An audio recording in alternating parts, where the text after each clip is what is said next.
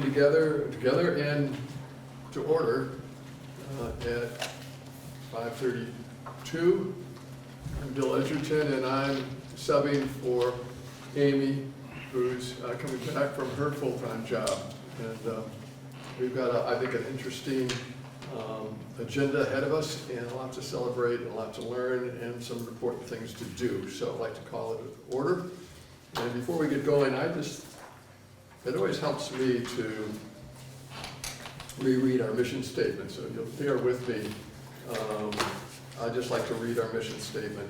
And this one we adopted back in April 1st, 2024. We strive to ignite a lifelong passion for learning across our educational community by offering a rigorous, individualized academic program with a unique emphasis on integrating the arts, outdoor exploration, experiential learning, and core social values. These values foster a culture of respect, responsibility, and empathy, preparing our students to thrive in a rapidly changing world. And that says it pretty darn well. Part of the things we're going to be doing this fall will be reviewing again our vision, mission statement, and goals, and seeing whether what we have we're still in tune with, or we need to modify any of that, but we'll go on further than that. Are there any adjustments to our agenda for September 8th? We have 2 minutes to approve: Monday, July 7th, and Tuesday, August 5th. And would anybody like to offer any amendments or move to adopt? I move to adopt. Okay. Second. All right, moved and seconded. All in favor, say yay. Yay. Okay, thank you. Yeah, and thank you for the minute takers. Is there any member of the public here, and would they like to make a comment at this time? There'll also be an opportunity at the end of our meeting for public comment, as well as any of the agenda items spark an interest, a question, or a comment. So is there anybody here that would like to speak at this time? Board comment. Does anybody have a comment they'd like to share at this point? I have one, that, and that is that we all got in the mail the second SU community newsletter, and one of our exciting programs is highlighted on page 3, Books and Bagels, and I thought, what a great combination.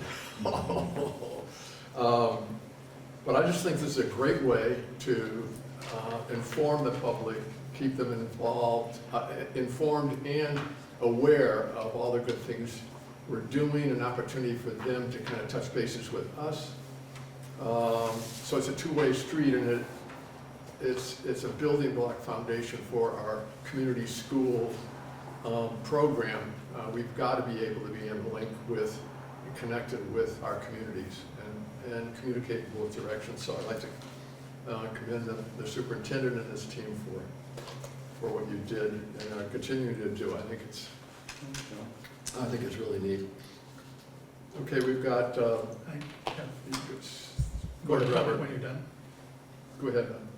You're done. Okay. I was at the Harvest Fair working it, but I did receive some comments there. They actually said, "Well, you'll have a lot of people coming in on the next board meeting concerning 6th grade."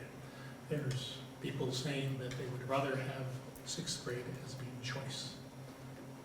I'm not familiar with that, but it was just something that was passed on to me at the, so, something to Do discuss. you know, was it mostly Rochester? I have no You idea. have no idea. Well, the people who spoke to me were from Rochester. That's what I just to speak a bit about that, I have heard that from some of your families in the past, because some of our middle schools that your students elect to go to starts in 6th grade. Mhm. White River Valley is one of them, as an example. Mhm. And so I think that probably some of that data might even come through in your community task force report, is my sense. So I think that as we start to look into that at the board retreat, I think that those are all worthwhile conversations and questions to be asking. It's not the first time I've heard it either. I also wonder, because we did talk about choice, if that, they can make that choice if they stay in the SU rather than sending them to Millbury, which would cost us more money, right? That is true, well, right, and we're working on a policy that may provide some more choice across the SU. Great. Even. Because myself as a parent wonder that personally. Is sixth grade a stretch with kids getting older, that span between fifth and sixth classroom? I It's a thought, big curriculum, it's a big age gap, kids hitting puberty, all sorts of things, but anyway. I'm gonna throw in my 2 cents here. I taught sixth grade for 20-something years. And you have sixth graders that really belong in the sandbox, and you have sixth graders that really belong on the dance floor. And I think it's not a bad idea to keep them close to the sandbox for that year, because they're so impressionable when they're 11, 12 years old. And the thing, it's better for them to be the big eggs than be the little eggs and other things they're going to be exposed to. I think this is all stuff we're gonna have to dig into in the Yeah. coming years, and coming out of this, what the task force has done over the last calendar year, but also just thinking about class size minimums and how we wanna navigate all those things as a district. And from a historical standpoint, I remember the big fuss about whether sixth grade would be in the high school or down at the elementary school. And it's just good for the board to know, that is, to change your operating grades, that's actually the will of the town. You wouldn't make that decision as a board. You would warn that, and the electorate would have to vote on it. It's good to know. But they could petition us to, That too, yeah. right, But really, the will for you would be to warn, like, Right. yeah. And you could engage in conversation, but that would be a town vote. Thank you, Sharon. Robert. District vote. All right. That gets us thinking. just one Which more is why we're monkey, here, right? Yes. just one more monkey wrench. Is that what we're paid for? Is to think, ponder, We're paid?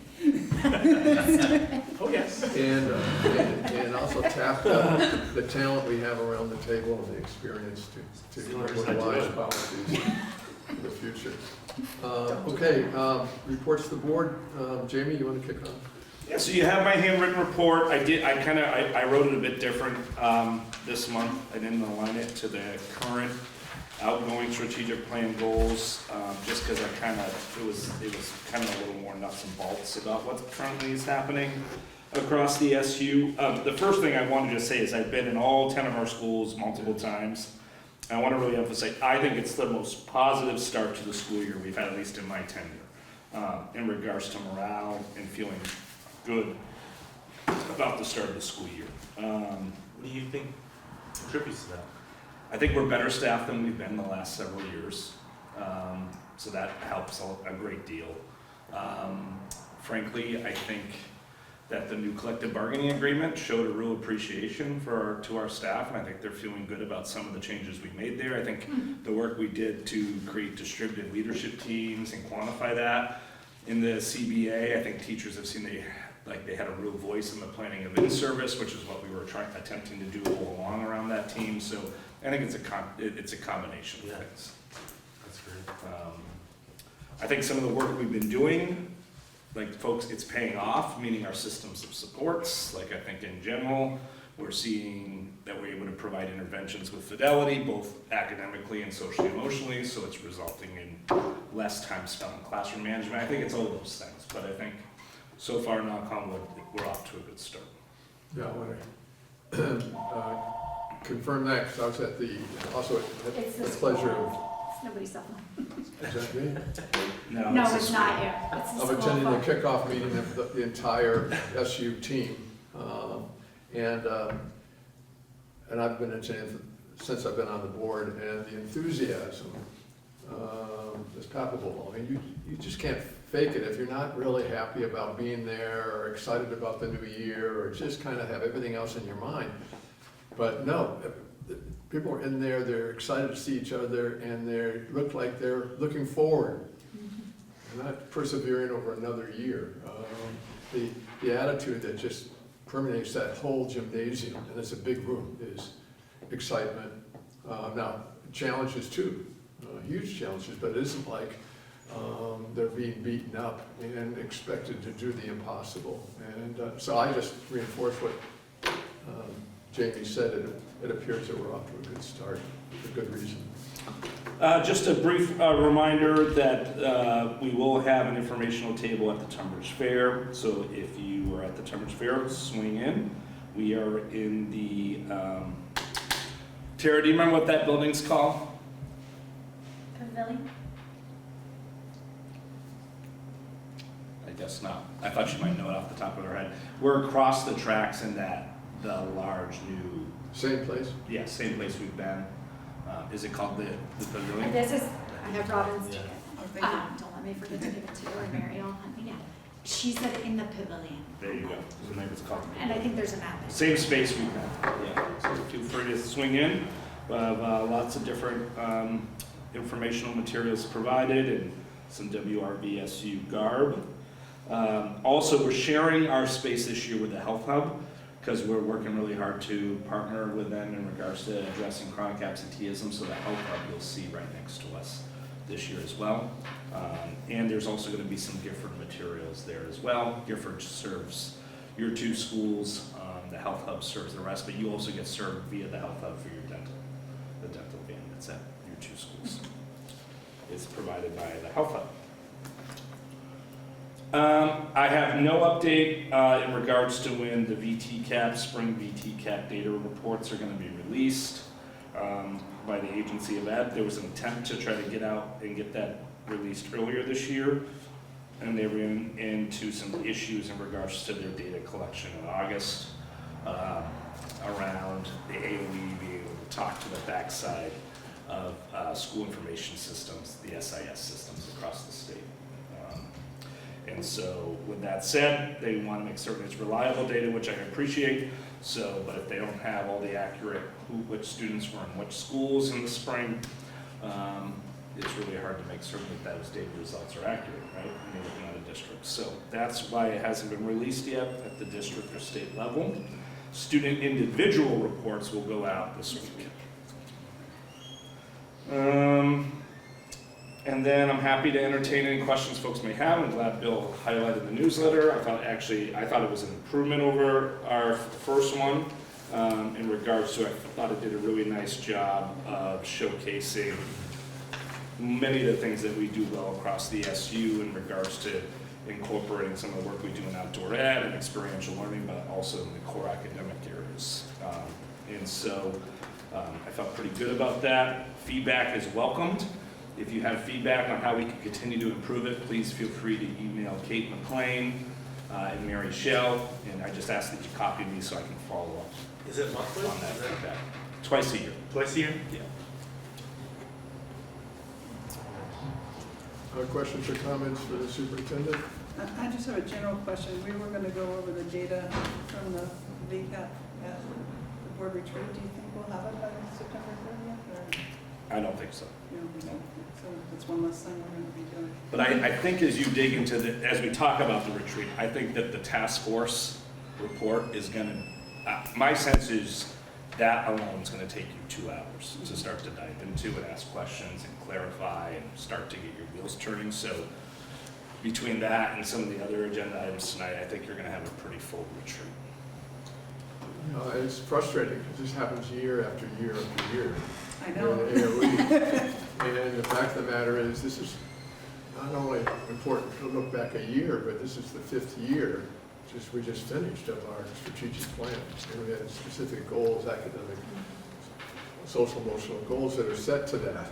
And so we won't know those for a while. At the same time, we're looking forward to setting our own goals for this next year, as is the whole SU. So it kind of slows everything down. At the end, we're going to get valid information. We're going to learn from it, and very soon, I don't know, is this going to hold up the draft of the SU next 5-year plan, or the Well, delay by? It may delay us in formally adopting it in order to know what goals we're setting off of what data. Are you also doing the maps, you measure of academic progress? It's just, We do that in some in districts. some districts, so not in the whole. Yeah.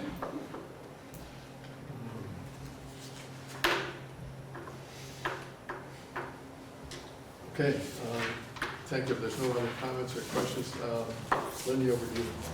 Yeah, so you guys have my report in front of you. I would highlight that we've started school, which is always exciting. We welcomed 47 students in preschool through 6th grade here at Stockbridge and 70 students in preschool through 6th grade at Rochester. I'd also highlight that our 3-year-old preschool programs are 5 full days now, which is something different than it's been in the past. And add that both PTOs are getting ready to kick off. The Stockbridge PTO meets Wednesday night, like in 2 days, and the Rochester PTO meets a week from tonight.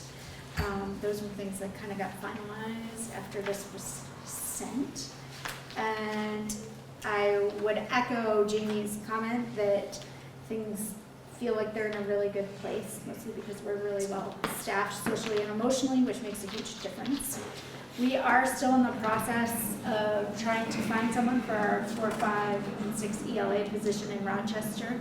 I have to say a huge thank you to Donna Gallant, who's teaching 4th and 5th grade ELA in Rochester, in addition to her intervention duties here, and Heather Hendershot and Natalie Heilman, who are doing 6th grade ELA in Rochester, while we try to find someone. They're doing the EL program.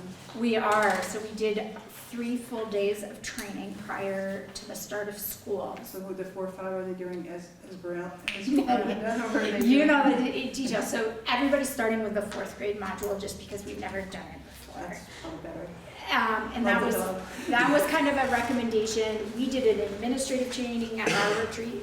I was able to pick that person's brain like on some recommendations, and then the idea is that next module they'll do a 5th grade, and then 4th, and then 5th, and it'll rotate, and then flip-flop next year. But the feeling was that both 4th and 5th grade groups in Rochester and Stockbridge are pretty strong academically and could handle that. So, and that speaks just to the strength they're coming in at being able to read. And it's nice to start the year with poetry. It really is. It's so. I have to admit that was a sample lesson we had at our admin retreat, and I don't remember as a student having as pleasant of a poetry experience as I did in our sample lesson. It was very engaging. It's been a long time. 4th and 5th graders especially is kind of like a tipping point, I think, academically sometimes, and they're super engaged right now and talking a lot about just everything. Right now it's a lot of habits of character, but it's very interesting to observe and just listen to, and they're excited to tell you about it, so that's great. Yeah, I've been pleased with the amount of writing I'm seeing already early into the school year versus what I've seen in the past. Coming out of that Very 4th grade unit. Well, Robert Frost, you come too. I mean, there's so many Well, great this is- poems this that are book- accessible to This book kids is of all it's a ages. great book because it's about a boy who Doesn't want to do poetry. It's great. I'll have to send you guys the time, because I really did enjoy it. That is good. The sample lesson we had as administrators was all about how the prompt was something about what's your favorite pet. And he was like, I don't have a pet. And he basically ends up writing a poem and evolving about how he Doesn't have a pet. well, it becomes a little bit more in that he lost his dog and he doesn't want to talk about it, but it was very, like, he's writing poetry and he doesn't even realize it. It was very Yeah. super engaging. It's a lot of fun. It's a fun unit. It is.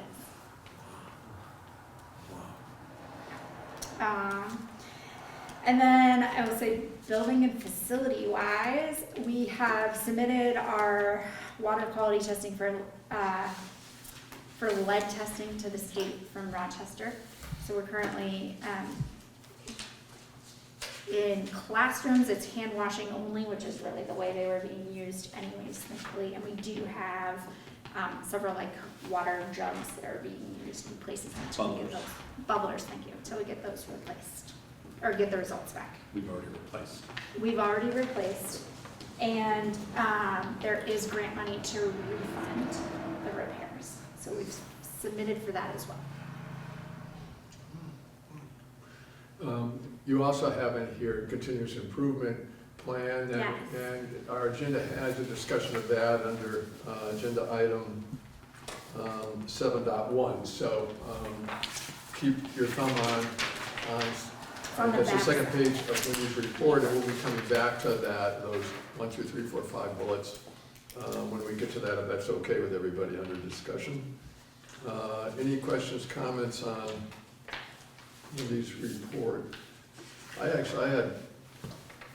at least one, maybe two questions. One was on the enrollment this year. How does that compare to prior years? Is it about the same? Are we creeping ahead? Are we falling slightly behind? What can you tell us? Sure.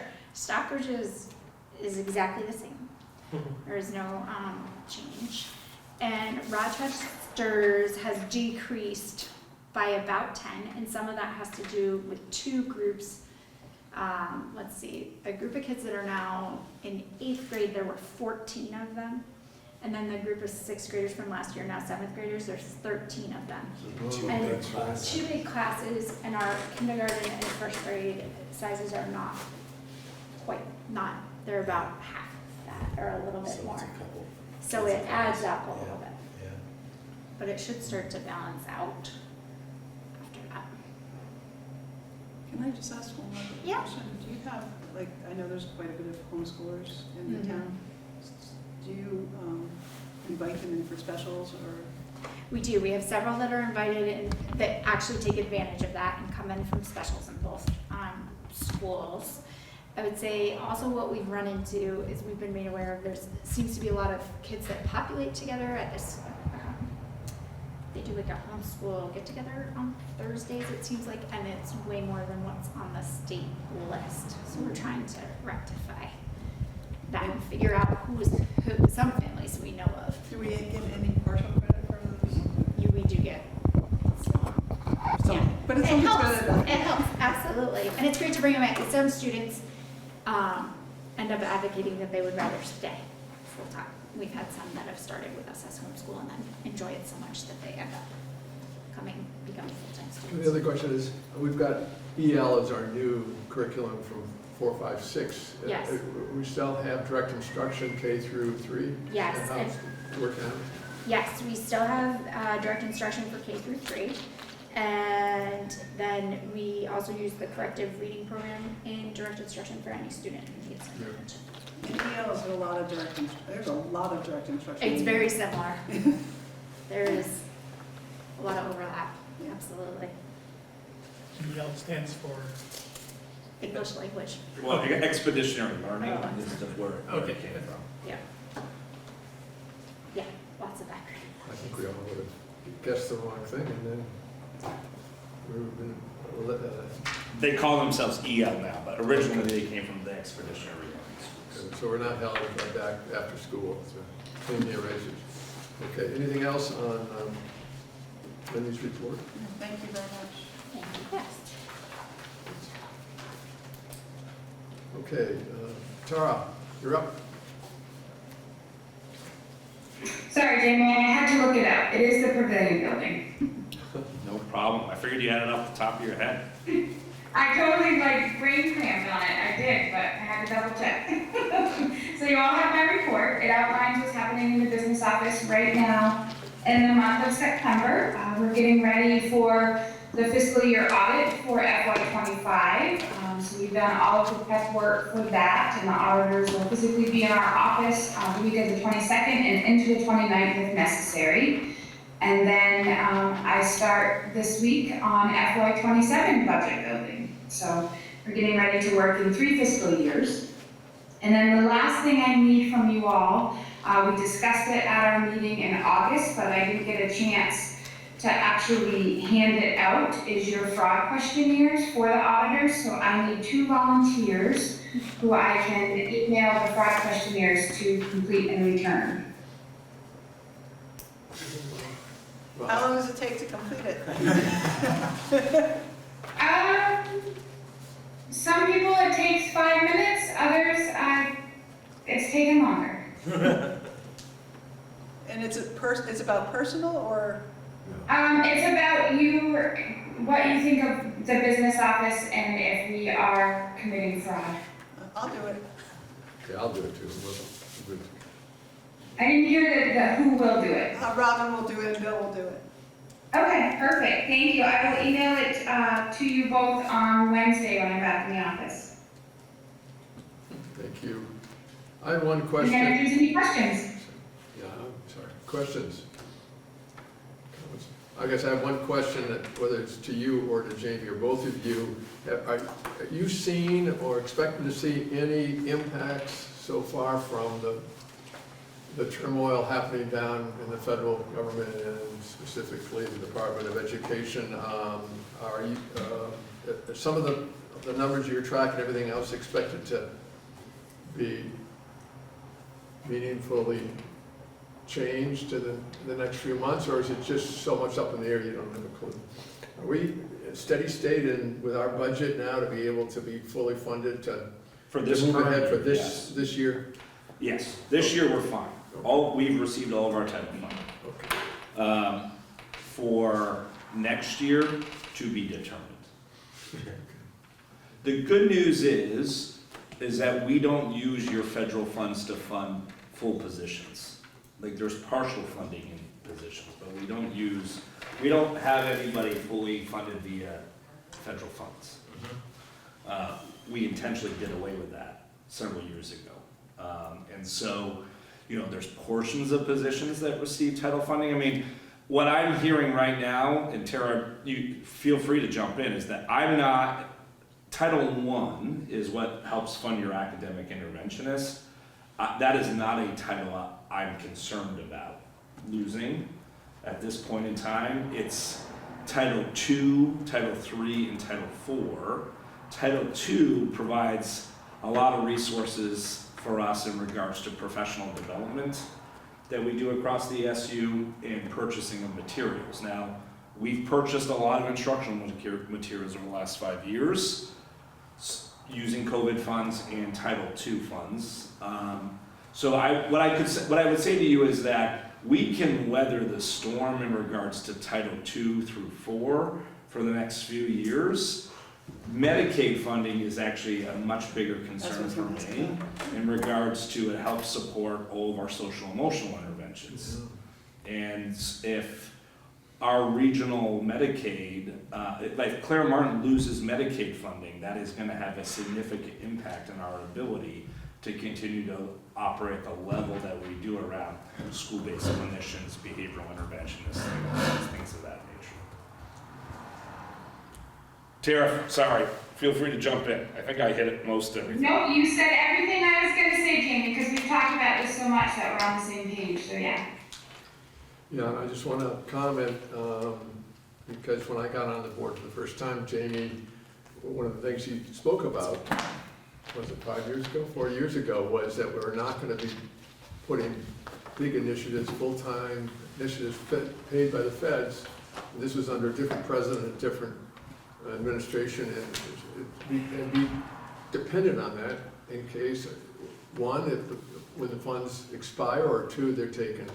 And so, unlike a lot of other SUs or SDs, when the stuff hit the fan, we were in a much better strategic position to continue our core programs and fulfilling our mission than some of our other colleagues. And so that's again a credit for thinking ahead strategically and doing the right thing, as it turned out, unfortunately, but hopefully things will turn. Okay, anything else for Tara? We all set tonight for you? Thank you.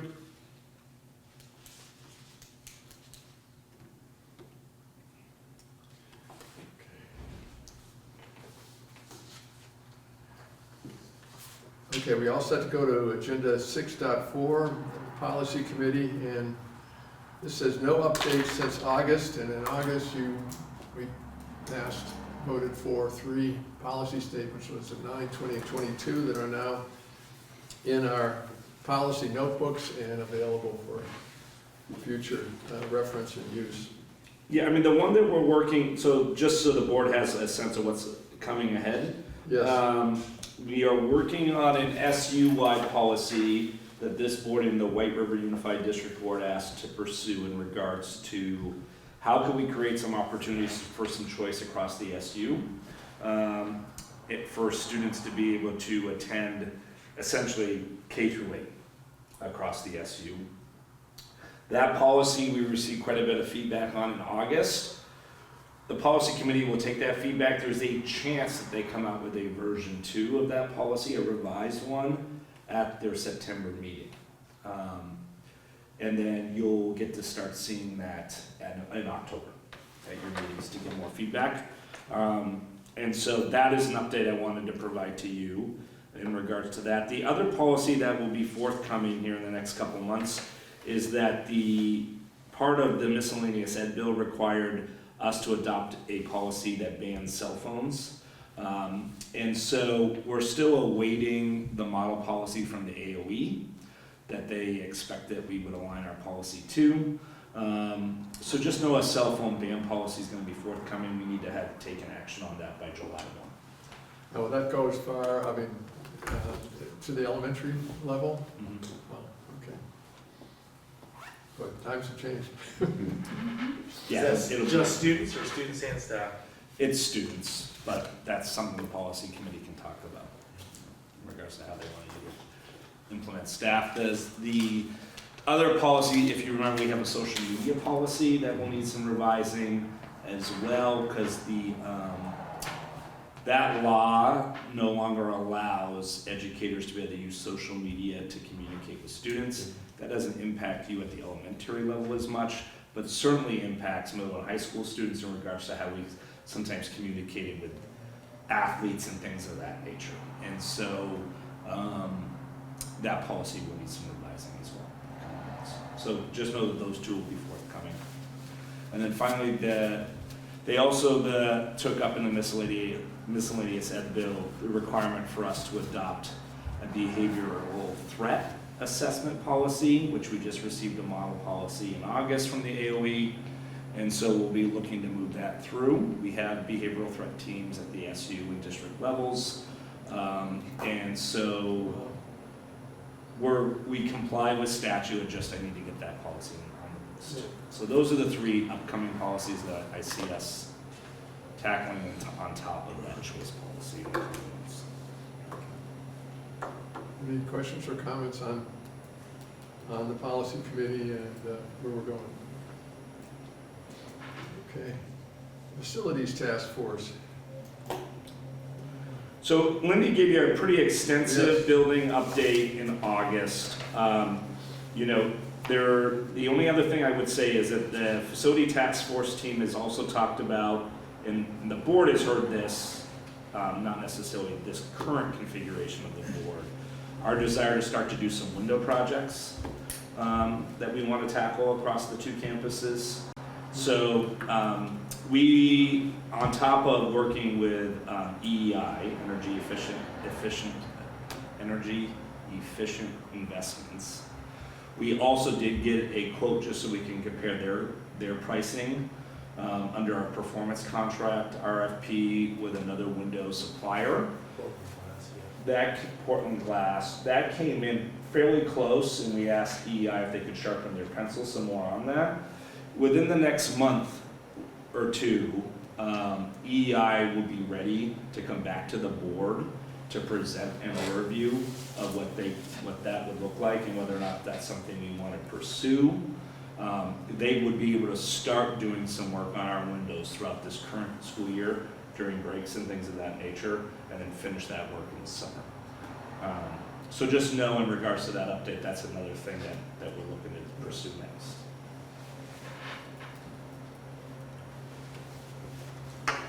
Otherwise, we've been tackling a grease trap in Rochester, and Lindy put in her report, we did some work here in regards to finishing up some heating here in this building, but also put on a heat pump for this room, which will Really? provide for some dehumidification here in this room. It's not up and running yet. It's current. What's the status on the solar and They can bind a check on the meter because that was the last step to file with the state. That Okay. was the last Friday that they can file. Okay. I talked with Matt and Okay. Caitlin. Yeah. Is that gonna be something that can be achieved by this school year, or? If I had any sort of control over that, I would say yes, but your guess is as good as mine. I was hoping it was gonna be done a year ago, so. Yeah, you can only hope. I think we're just waiting for the state Yeah. permitting, Yeah. as far as I understand it. Mhm. Is it to install solar, Yes. or is it already there? No, to install it. Yeah. 'cause, So you know, incentives are my not business in the air. used to install solar. We did a job for Deborah Aldrich, who runs the Stockbridge Community Meals. So we replaced the solar on her barn because she wanted to get an EV charger, and we needed more powerful panels. So when we did that, the panels that she's donating were only 5 years old at the time, which is not very old. So she donated her whole system to the school. Oh, So wow, we just have to have it installed. Yeah. that's great. I love it. Okay, we're ready to discuss. First thing is the RSUD schools continuous improvement plans, and we need to go back to Lindy's report to see the draft goals for this coming year for RSUD academically, so I'm looking at. And just to give the board a sense of like, what's this continuous improvement plan? So we are title recipients, and for us to be title recipients, the agency of ed needs to progress monitor academic achievement and social emotional goals. So what this is actually is this will be submitted to the agency of ed. And they want to make certain that the board knows like what the school's working on in regards to academic and social emotional achievement goals. So it is complying in regards to the agency of ed and in regards to title funding. And I'd like to think, and I do think, that our job is to have goals like this and have them ambitious and doable, and keep an eye on it and make sure it's a high priority for everybody involved, for the interests of our children. And we had these going back with our original strategic plan that you developed, and we're gonna see more of those, but for the SU in the new strategic plan. So it's fine for AOE to say we need to see this. I like to think that our SU and our board here doesn't need their oversight to do what's right, and so. I guess what I was trying to say is they could kick these back, is all I'm saying. So if you approve them tonight, just know that there's a chance they have an issue with it.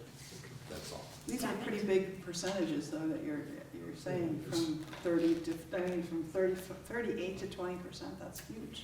So these came, just so you know, so the process is you do a data inventory starting in we started February, March of last year, so we used our January and spring data to kind of come up with these, and the feeling, some of this, right, was also forecasting and looking ahead and seeing how well our K through 3 students have been progressing. Which was a Which lot is- nice data. I Which, remember. when you look at it in the previous K through 3 chunk, it is very, Nice. it's very pretty. They do a great job. So that's why we felt like this was a little bit more of a challenge, and why it looks like such a big gap is to challenge some of that. And last year, our continuous improvement goals really focused on just getting a percentage of students who were performing at or above, and this year we really felt like we needed to tackle those who are achieving below. I will also say about this, it seems like large numbers, but it's not that many students when you consider ourselves. So it's a little bit more personalized for us, which I appreciate, because at first I was like, wow, when you type it that way, it looks, I'm with you. I don't mean to take a lot of time, I'm sorry. No, you're fine. So do you have a few students that are like high 2s, or are just like so close to being 3s? We do. So that data that was presented last spring, there is approximately 14 students who are in the like 57th or higher percentile, or 50th percentile or higher, and we use the 60th percentile to mark reading or above.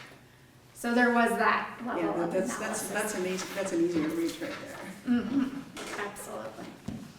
So what is different from this, I will also share, is this is the one time where we kind of split data out between the two schools. Usually we show it to you guys all together, but we have to submit a plan for Rochester and for Stockbridge. So that's why you see it a little bit differently than you're used to. But just to go over it, a big focal point is around chronic absenteeism. And so we are trying to decrease the percentage of students who miss 10% or more of school days from 30% to 20% this school year. And a lot of that has to do, we're doing everyday counts work, SU-wide, and that seems to help. We also this year have a intern through the University of Vermont who is working on becoming a social worker, and this will be a huge focal point of her work as well, in connecting families with different resources and helping with that. And then in Rochester, the goal is to decrease the percentage of students who are performing below the standard in literacy from 50% to 35%. Stockbridge has a very similar goal. We'll decrease the percentage of students who are performing below the standard in literacy from 35% to 20%. And then in Rochester, we'll decrease the percentage of students who are performing below standard in mathematics from 38% to 20%. And in Stockbridge, we'll decrease the percentage of students who are performing below the standard in mathematics from 23% to 15%.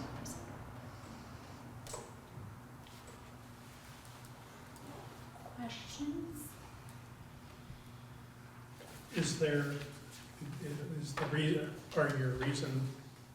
Are the reasons for absenteeism just spread out over a lot of reasons, or is there I would Focus. say it falls in two probably buckets for us.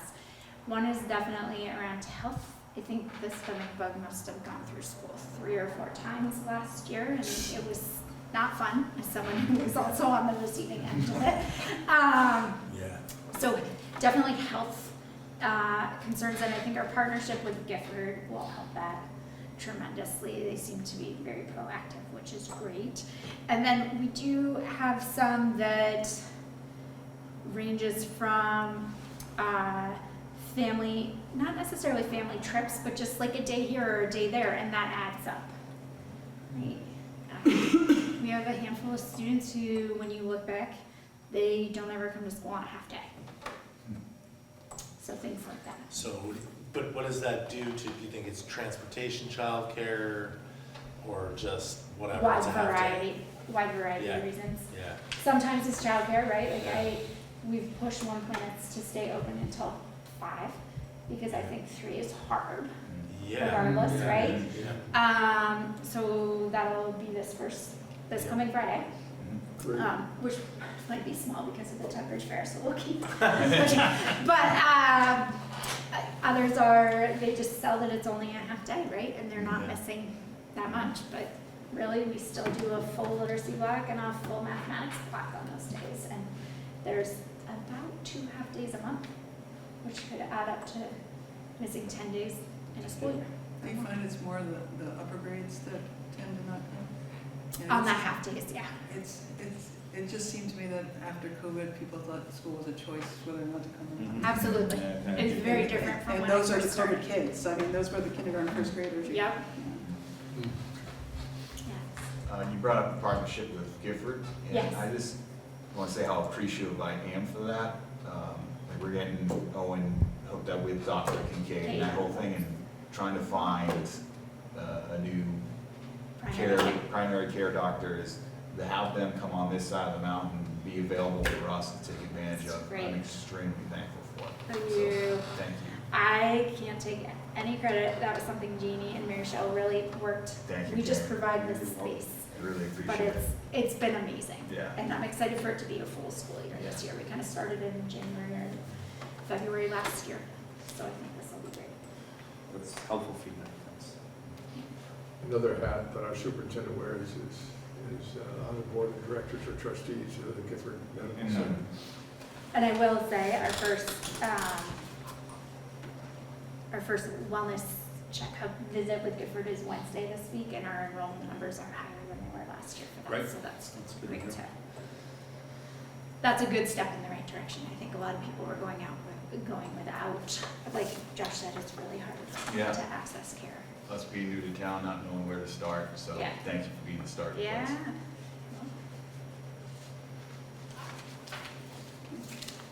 All right, is it, Amy's not here, and so, is this something that can be pushed, or you need it tonight for decision? So I have to submit them by September 30th, but you can adopt it if you feel more comfortable at October. Just know that it will have already been submitted. I don't see any reason, I don't know, Amy and I haven't talked about it, but she is chair. Yeah, this is important, this is, or does anybody want to add a comment on that, or just say, hey, we can do it now? And so, I think we can do it now. Yeah. do it now? Do it now? All I right. don't see anything here Problem? that Yeah, I'm But fine with it. Okay. I wouldn't expect it to be agenda anyway. Was it then somebody, I'll concur with that, then does somebody want to move the adoption of these, the capital improvement plan for fiscal year '26? I move for the adoption of the, whatever you just said. Continuous improvement plan goals. The cap goals for Yeah, excuse me, continuous, yes. Thank you. Second? Second. All right. SIP goals. I know that, SIP goals. Yeah. Just need the right acronym. There's so many of them. All in favor? Aye. Aye. Okay, thank you. Thank you for putting that together, and, wow, got work to do. Okay, 7.2, follow up on Act 73, and our proclamation by, we voted it here at RSUD. We voted it at the SU level. And the SU It was level. unanimous. Yep. And so we did not do it at each local district, Bill. Oh, okay. And after talking through the RSCA, we thought it was really strong Yes. for the SU to say, name each district, and the SU was unanimous, and it showed that not a district in the SU wanted to break off, right? Yep. Like, we didn't want it to be interpreted that you just wanted to be an SU, that you wanted to be WRBSU. Which I have actually received some really positive feedback about, that we took that stance. So what I would say is that Lincoln, who was at the last SU meeting, we were going to be going on the August 26th to attend. Kathy Galuzzo, our SU board chair, myself, and our vice chair, Stacy Peters, was going to attend their meeting. They had a tragedy in their learning community where they lost a longtime veteran teacher, and so it did not feel like it was the appropriate meeting to join. There was going to be some work done around that and healing with the community. So Stacy is going to be attending their meeting tomorrow night, just in case their board has questions about how we operate and things of that nature. So that is happening. I have also reached out to neighboring superintendents and board chairs around us. I did get some positive feedback from the Orange Southwest School District superintendent, who was going to talk to their board about if there was an interest in Randolph's district wanting to join an SU. They have been exploring an SD, school supervisory district, to the north. There hasn't been a lot of momentum gained with those conversations, other than with Payne Mountain, which is part of the Central Vermont Supervisory Union. So Central Vermont Supervisory Union's Exit 5. It serves Payne Mountain, which is the towns of Northfield, Williamstown, and serves Echo Valley, which is the towns of Washington, Orange. So that would be contiguous. There's some talk about Payne Mountain and Orange Southwest possibly wanting to merge into an SD school district that could possibly be under an SU umbrella. So those are the updates I have right now. And so there's preliminary conversations happening at their board levels about whether or not they'd want to explore making a motion to want to be, like, have the task force here that they want to be part of an SU. I will be attending the MAP task force meeting on Wednesday. There are going to be 2 models presented of proposed maps. One that is a county model that they have on their agenda to just walk through this template that they have. Another is a map model around regional tech centers. And frankly, I mean, at least where we sit as WRVSU, that regional tech center model is actually what I just described in regards to the regional tech center serves CVSU, White River Valley, and OSSD. The question that I think needs to be asked at that task force, which I expect that it will be asked, are we just talking about SDs or are we talking about SUs within that model? And, you know, Robert certainly would remember this. There is a, you know, over 2 decades ago, there was a collaborative called the Green Mountain Forest Collaborative that served the SUs from WRVSU, when we had 2 SUs in this area, north to Exit 5. And it was called the Green Mountain Forest Collaborative, and there was work done within those superintendents in that region, and our teachers would all come together, one in-service day every year in Randolph, and we would share in the expenses around some type of keynote and professional development. So that particular map, I'm going to be interested to see if there's any steam gained on that map at the task force, because when you start to look at the state, when you look at the regional tech centers, not thinking SD, but thinking SU, where you could continue to have local governance, there are relationships built around those tech centers. And that would get us to about 18 SUs across the, 15 SUs across the state, I believe it is, if they went that direction. So stay tuned around that. It's the, like at the task force at least, it's the most promising thing I've heard. You know, they've gone through the concept of Hawaii with 1 SD for the whole state to, you know, these 2 models. I have real concerns about the county model because a lot of our SUs expand across multiple counties. And we're across multiple counties, aren't We're across 3. we? Yeah. And so, and I also, when you think about that county model, you start to look at it, and SU would not even be something I think that's realistic in that model. And geographically, it would be Yeah. ridiculous. Yes, exactly. Although I've heard that that is the model that the administration had at least pushed out coming into this task force Yeah. work, was this county SD model. Yeah. So stay tuned. Maybe we need less counties. Maybe we should tell them that. So that is Wednesday, just so you know. And certainly I'll email the full board afterwards with my takeaways from that meeting, but I will be able to attend that one. So, Thank you, Jamie. yeah. Thank you for all the work you're doing, Jamie. You're really like full in, and we appreciate it. Thanks. Thanks for your support around it.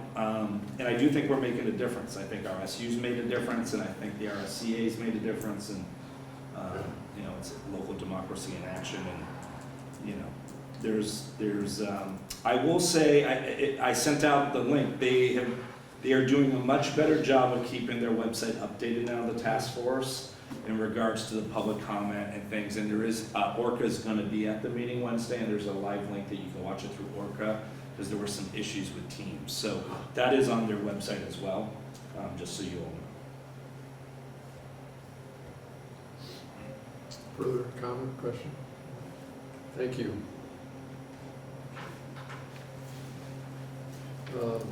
Board development. About 3 years ago, maybe about the same, we started to focus on how could we be the most effective board that we could be. And we started by basically agreeing to read a book on effective school board governance. And we did a chapter each month. And we went through the whole year. And I don't know about you, but I think I certainly learned a lot. And it got us engaged, thinking about what we're doing. And I remember board member who's gone now and says, I felt so good in rereading that book because we're doing all that stuff. So it provided us some sort of a guidelines of how to be an effective board. So we did that, and we read 2 books that way, and we discussed them each board meeting, each book. This year or last year, we switched it somewhat and did our board development through just articles that we shared with one another about either board governance or educational policy. And I think we've all gained something from that.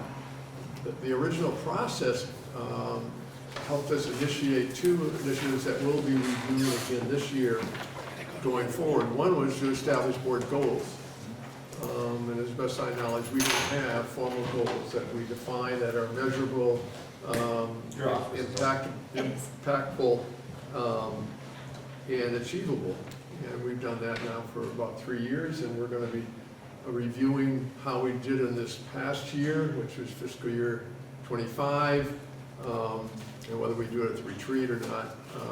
We're going to do that, and then we're going to say, okay, where do we want to head in 2026? And I really think that we need, and we've done it, it's been very important for us to know what's important, what are we committed to, and then to see if we do what we've pledged to do. So that's up and coming. The second part of that was the importance of understanding what our governance principles are. And if you'll notice in the handout that Jamie gave us, we had adopted our governance principles and protocols back in December of 2021. Principles are the overriding things of what we believe in. The protocols, operating protocols, is how do we conduct our business? And there's one way boards become quickly dysfunctional is if they don't have protocols that and aren't adhered to. So either they don't define them, so people don't know what their expectations are, or secondly, they ignore them and they just have a one-person crusade. These protocols, we've reviewed every year, we haven't changed them since 2021. But it's important to kind of look at this. Are we following, practicing what we preach? Do any of those protocols need to be changed or principles? So that, again, goals, looking back and then forward, and then how we're doing with our principles and operating protocols, going back, and do we need to make any changes? And I'm opening this up to you because it sounds like we're more and more having the retreat agenda pretty full. So one thing we could do is to see if we could fit one or both of these in here for the board retreat, or do these one or both at our October meeting or November meeting.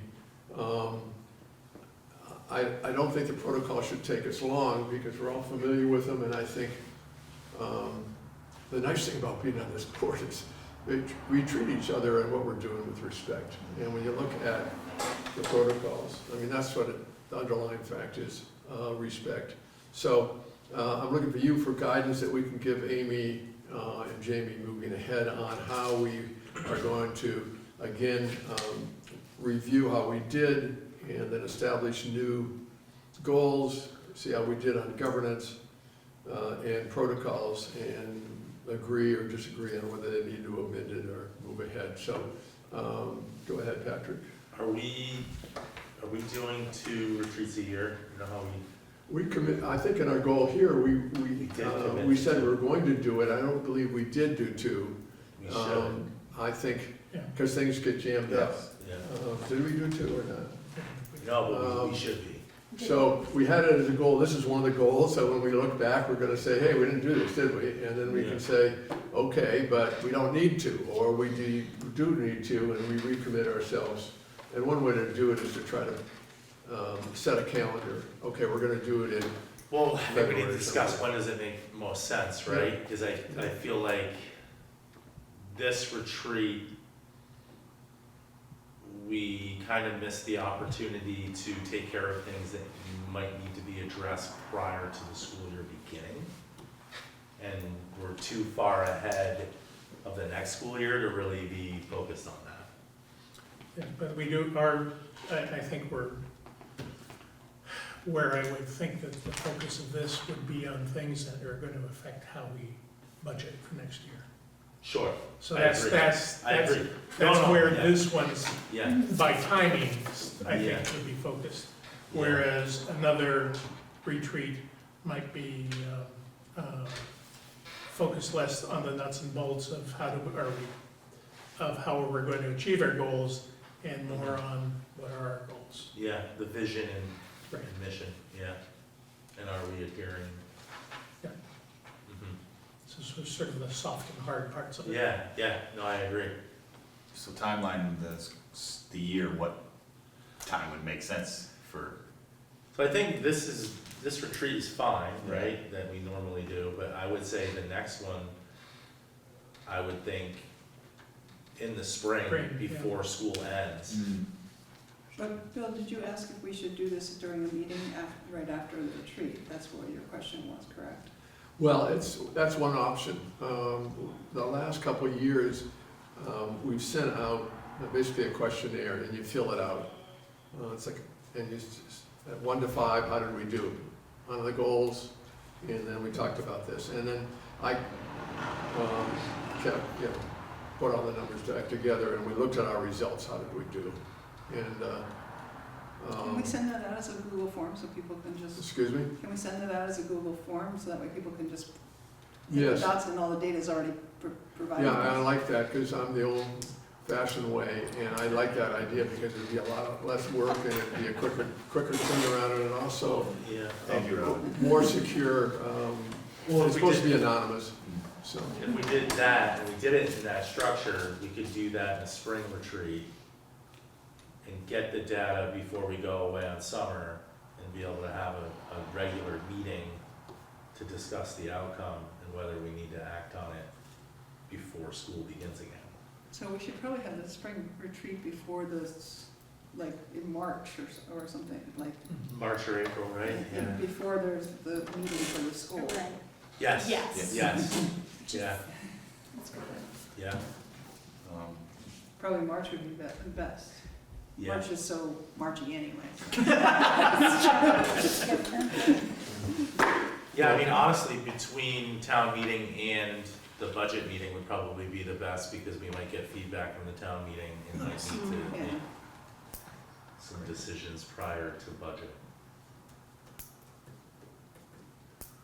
Okay. All right, I mean, we can do it at Google, we can do it, this month, we can have all that information in.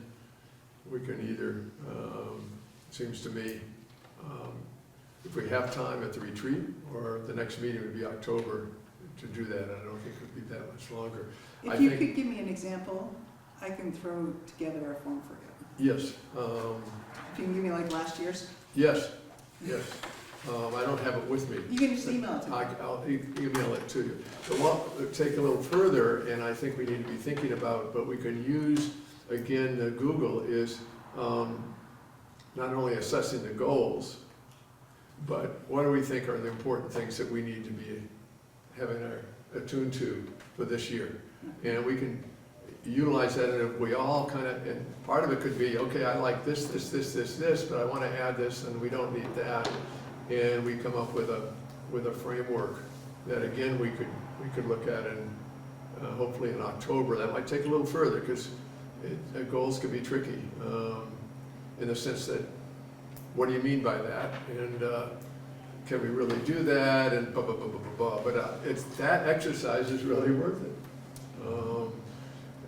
There's a couple of questions that are always good to ask are, what are we doing now that we should not do, or that we should change how we do? And the other is, what are we not doing that we should be doing? Those are recurring questions.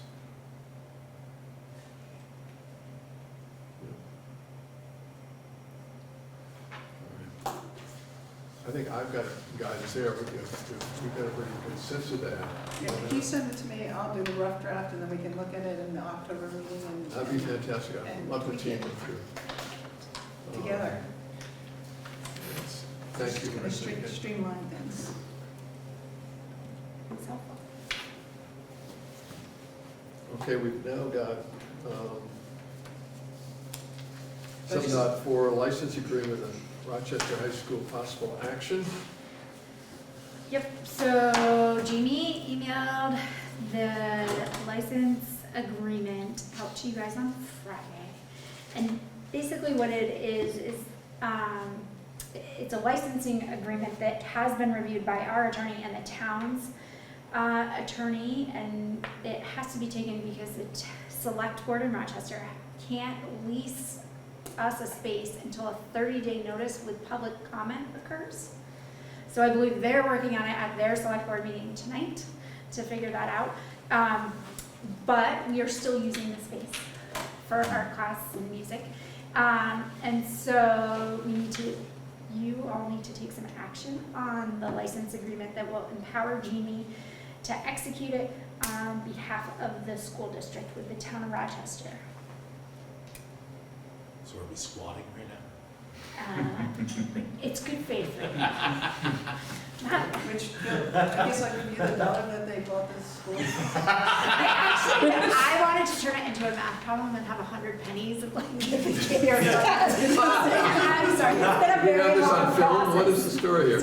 This, they bought the dollar. building This for is the dollar Yeah. from This the is town to $1. the. Is that the dollar? Is that the actual dollar? Probably not. Wow. It is now. Receipt. We'll get a receipt to the town on this one. I think we're pretty generous. What should we do with it? Frame it. Yeah. I think so. I don't want to I spend think it. that would be fun. What could you get for a dollar? Lindy, I'll leave that to Okay. frame that under glass, and I think that with a little, whatever handout could be We can historic. get 100 pennies for that. And we make light, but it's such an achievement of our Yeah. brothers and sisters in Rochester, and a community effort, just tremendous. If you go back, my opinion, look at, talk about Mission Impossible. I mean, this is like skiing moguls when you've got both the legs and what do you want to call it, in cast, and not falling down. I mean, it's just, they did it, they've done it, they're doing it, and the job isn't done, but look how far they've come. And the nice thing about our board is that we were supportive, we helped along the way. Jamie was tremendous on that, and Lindy. So it was really a team effort. So that dollar is really something. Thank you. So I move that we give Jamie the power to do this. To execute the license agreement with the Execute town, the license agreement with the town of for Rochester. the town of I Rochester. second. Discussion? All right, all in favor, say aye. Aye.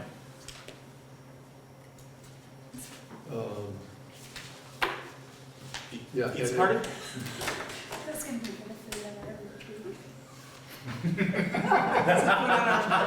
I said this will pay for dinner. yeah.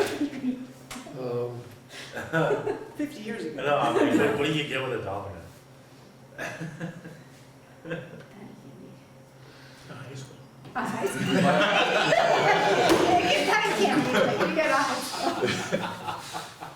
Like 5,000 square feet. 30,000 square. It's incredible, really. Okay, we're now talking about final details on the board retreat. Can everybody make, this is a Tuesday night, it's September 30th, it's at 5 o'clock, I believe. And just where are we having it anyway? Did anybody, It was did here. you I decide believe. that we're doing it here? I thought that's what it, If I had to guess, When is it? because Suzette will be here, it would be here. Okay, last time I. Are you sure we can't do it at Fire and Ice? Tuesday, There's no September salad 30th. there anymore. I am We, coaching soccer. once upon a time, the Rochester School Board had, socks is did important, its what time do you retreat get out? at Fire and Oh, Ice. that would've been fun. 5 to 6. Oh, it's Where is 5 it? to 6, Will it be here or in Here. Rochester? I right? believe here. Our retreat is here. I believe it's here. At what time? Oh, I believe we were Five. going to find out. I'll go look I at it. showed I it can be at here. 5, like, but, you know, that's just what it was yeah. recorded, but it could be Can whatever it is, you know, I Would you be appreciate. I appreciate a little later too. You wanna do 6? If we can get Well, at least our, 5:30. our, Can we split the difference and do 5:30? Or does it make it easier if we go to Rochester to cater to you, because you're gonna be right there, right? Yeah, I don't know, just not thought. that's, oh, I'm fine with that. I'm fine with that. I Because mean, I you- live across the street, so it's great for It's me. about Then we could just how get- far Suzette can make it.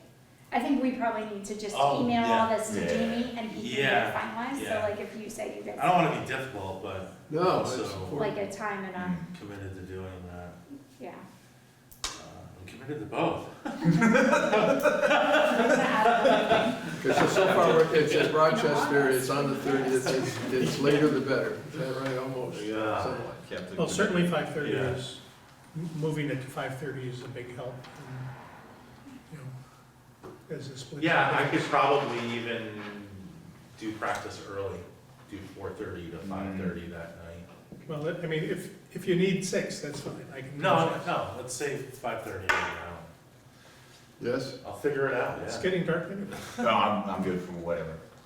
Okay. Wherever, Sure, any- whatever. Location to be determined, I thought Rochester is, or Rochester? Right. I think we just have to double check with the facilitator. yeah. Okay. Yeah, That's all. yeah. So that's So what we'll our ask- intention is, and then Okay. you'll get back to us, or Yeah. Jamie will.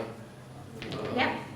Okay. 5:30, 4, 6, Rochester, okay, that's what we're shooting for. The biggest thing on the retreat again is the task force results, and again, we ask them not to come up with conclusions, is to give us the data Mm. and the underlying logic so that we can utilize this as a valid reflection of community opinion on what's important and what we need to be doing going forward.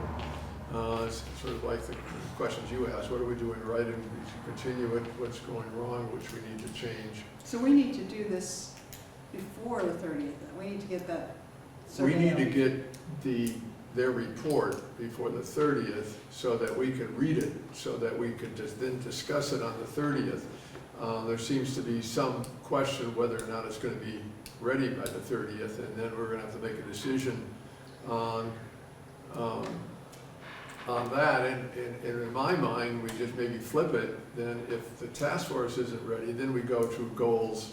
It'll be ready. So to back up, the task force is doing this electronically and it'll be out by the 18th to the task force. Okay. So you will get All right, it, and I believe Suzette, who led the task force, will be there to Okay. walk us through the so report. it's something we'll have it in time, we'll have plenty of chance to mull it over individually and then together as a collective. We're gonna be doing it, and by Jamie's remarks or yours, we're gonna have one or more members of the task force to join us to share with us what their thinking was. And then our survey goes out afterwards.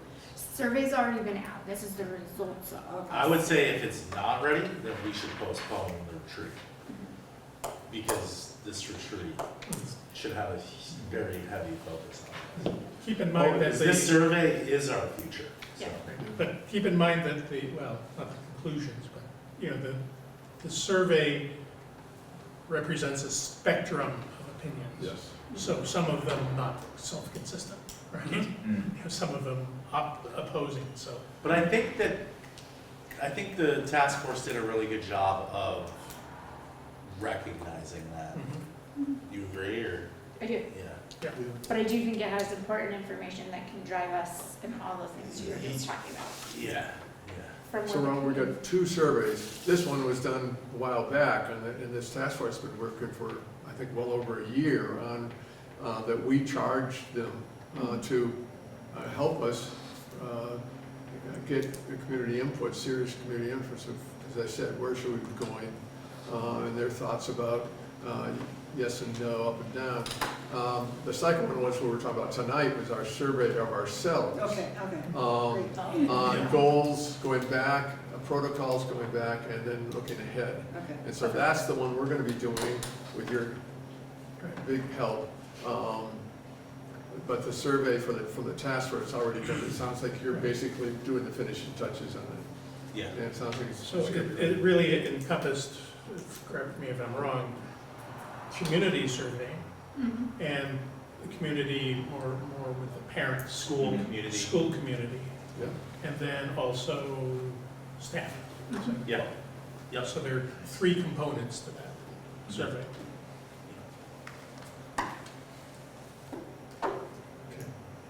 I think we've got a good idea of what's going on. Let's go for I think action. we're gonna find we have some work ahead of us.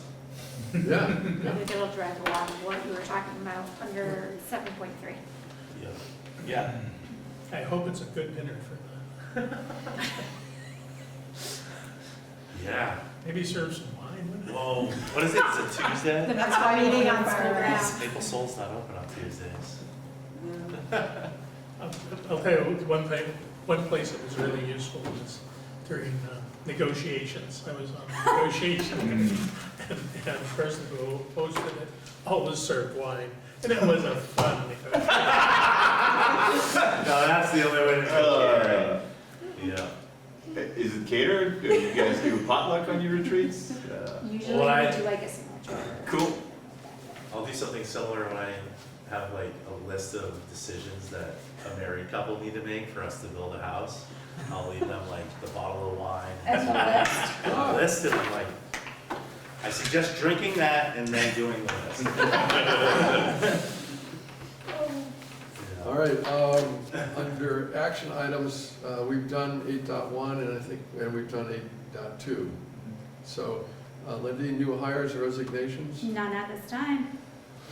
Any prospects for, I am meeting with one of the coordinators of TAP, Teacher Apprenticeship Program, this week, and she thinks she has some potential leads, so hopefully that works out.